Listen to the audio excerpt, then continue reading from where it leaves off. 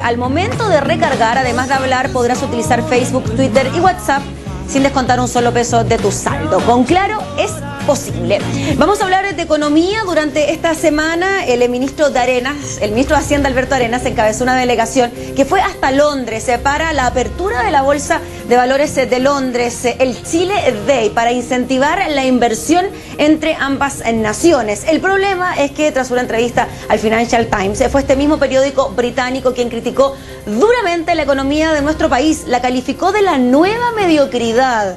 El ministro de Hacienda, Alberto Arenas, dijo que la economía chilena no tiene ningún problema estructural. Vamos a hablar de esto, de cómo se relaciona con el presupuesto de la nación para el próximo año. Gonzalo Escobar, economista de la Universidad Andrés Bello, nos acompaña. ¿Cómo estás, Gonzalo? Buenas tardes. Bien, Gabriela. ¿Somos una economía mediocre? No es así. Lo que pasa es que tanto la economía chilena como otras economías latinoamericanas, como el caso de México, están en procesos de introducir nuevas reformas y por lo tanto es mucho ruido que se está incorporando. Es decir, en el caso chileno tenemos la reforma tributaria, la reforma al sistema de educación, la reforma electoral, reformas laborales, es decir, hay mucho ruido y por lo tanto eso genera más incertidumbre que echar o responsabilizar a esas reformas el menor nivel de crecimiento. Se habla también de que el ministro Arenas habría dado a entender de que él se sentía conforme con un crecimiento para este año 2014 de un 2% y que también estaba tranquilo con un crecimiento proyectado para el próximo año de un 3,6% y que eso en definitiva hacía que el conformismo nos transformara en una economía más bien mediocre, según lo que dice el Financial Times. De acuerdo a eso, o sea, si uno observa las proyecciones, estamos dentro de la media de América Latina, por lo tanto, en comparación con en cuanto a crecimiento, por lo tanto, en relación al vecindario, es una buena cifra. Y además, asumiendo el contexto internacional, que también hay mucha incertidumbre sobre lo que pasa con los tres grandes bloques. ¿Responde bien el ministro Arenas cuando dice que la economía chilena no tiene ningún problema estructural? En cierta forma los indicadores así lo dicen, o sea, si aislamos el tema de crecimiento, desempleo bajo el 7%, inflación a pesar de que se ha disparado, pero por causas conocidas, está controlada, un déficit fiscal estructural que converge a la meta establecida el 2018, por lo tanto son cifras normales para una economía como la nuestra. Se le aguó la fiesta al ministro de Hacienda Alberto Arenas cuando él pensaba en este Chile Day para incentivar la inversión extranjera en nuestro país, las bolsas de valores, etcétera. Yo creo que sí, o sea, no es un balde de agua fría que te critiquen de esa forma. Por lo tanto, yo creo que va en ese sentido. El Financial Times acostumbra a pegarle duro a los gobiernos socialistas o particularmente al gobierno de la presidenta Bachelet pensando en la administración anterior. Por lo general son al igual que otros medios ingleses como el The Economist, son mucho más conservadores en materia económica. Por lo tanto, siempre están en la mira de países que meten ruido. Sobre todo cuando hablamos de una reforma tributaria. En términos de reforma tributaria.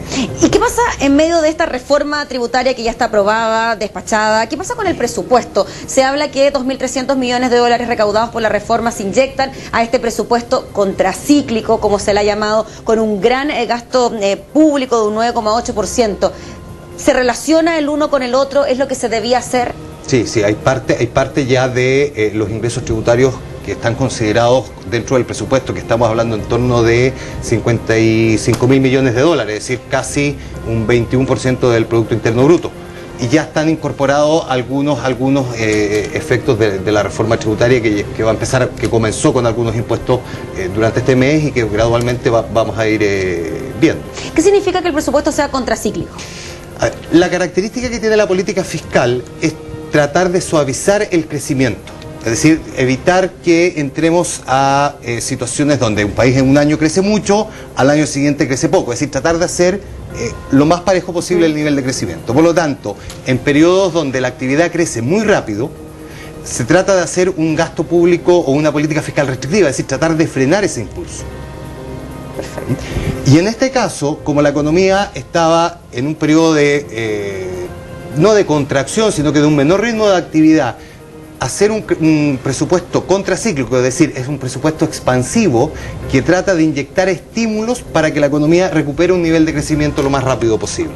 Por lo tanto, es evitar fluctuaciones muy violentas en el crecimiento de la actividad. Hay quienes plantean, sobre todo desde la oposición al gobierno, desde la UDI, que un aumento en el gasto fiscal podría traer consecuencias en el déficit fiscal de nuestra economía. A ver, En Chile se estableció una regla de balance estructural. Y esa regla te permite, en cierta forma, periodos donde tú tienes menores ritmos de actividad, gastar un poco más. Y por lo tanto compensas ese déficit con periodos de crecimiento normal, donde tus ingresos van a ser mucho mayores que tus gastos y por lo tanto cubres ese déficit. Perfecto, o sea, no habría problema alguno con eso. No habría problema en ese sentido. Y de hecho está convergiendo un presupuesto equilibrado de aquí al 2018. Es decir, estamos hablando de que se asume un déficit fiscal, es decir, un 2% para el próximo año y vamos a llegar a un 0% en el 2018. Por lo tanto, gradualmente vas a ir corrigiendo esa cifra.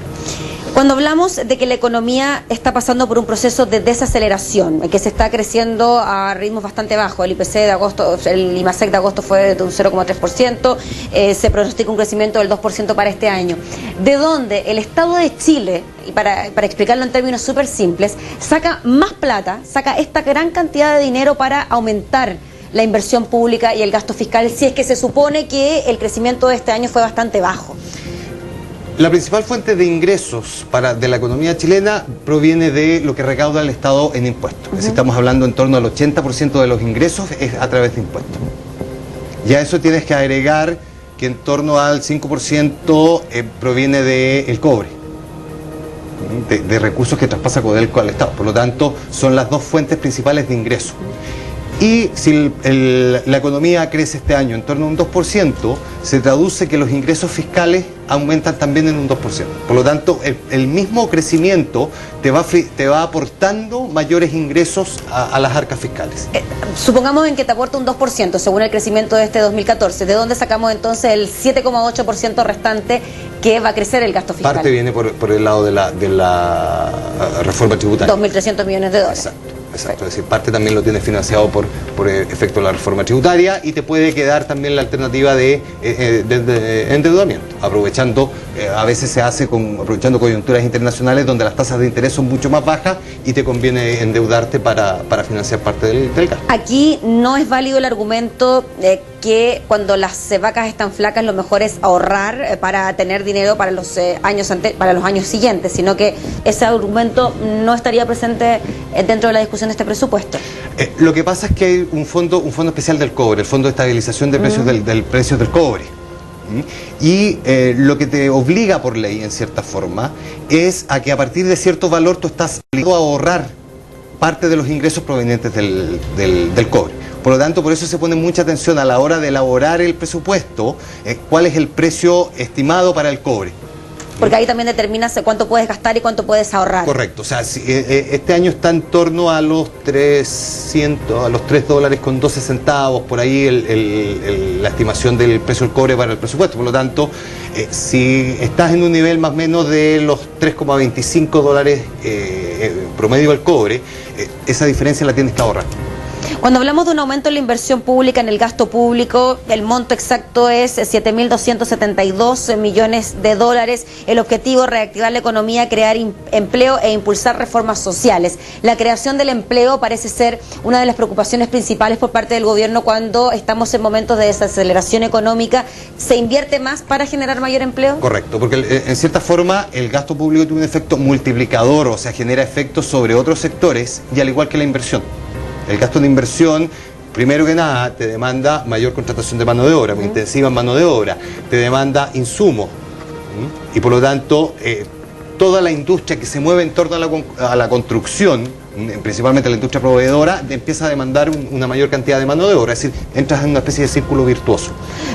Iniciamos esta conversación, Gonzalo, hablando de la incertidumbre que se genera cuando hay reformas de por medio en los países, y esto también es percibido por otros países más industrializados. ¿Sería conveniente entonces implementar de aquí a fin de año una reforma laboral, como es el compromiso del gobierno? Desde el sector empresarial han criticado de que no es el mejor momento tener tantas reformas discutiéndose en el Congreso y también poniéndose en práctica. La pregunta es cuándo es un buen momento.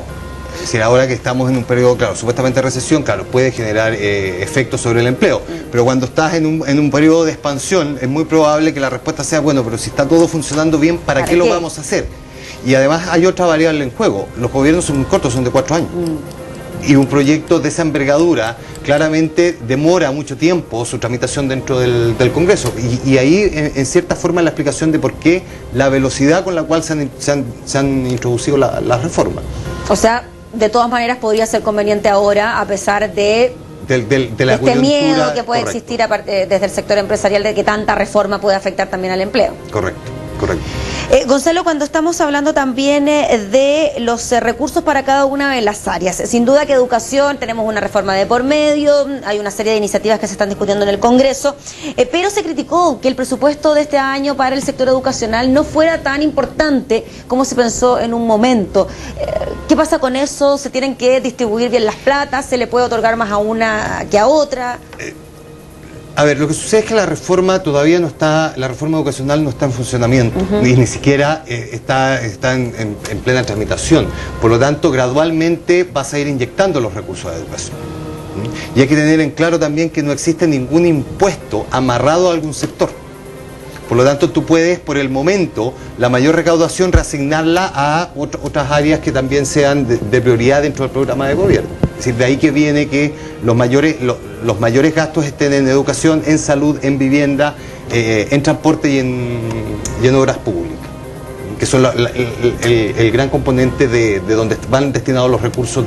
Pero no necesariamente por haber una reforma educacional de por medio, los recursos para educación deben ser los más importantes dentro del presupuesto. Correcto, correcto. Por el hecho de que no están en funcionamiento, por lo tanto, si obtienes más recursos, los aprovechas y los destinas a otras áreas dentro del contexto del presupuesto. Sí, no, la pregunta era principalmente porque cuando se planteó la reforma educacional, se planteó también al mismo tiempo de que era para financiar la reforma educacional. De ahí también que surgieran críticas a lo reducido del presupuesto de educación de este año. Correcto.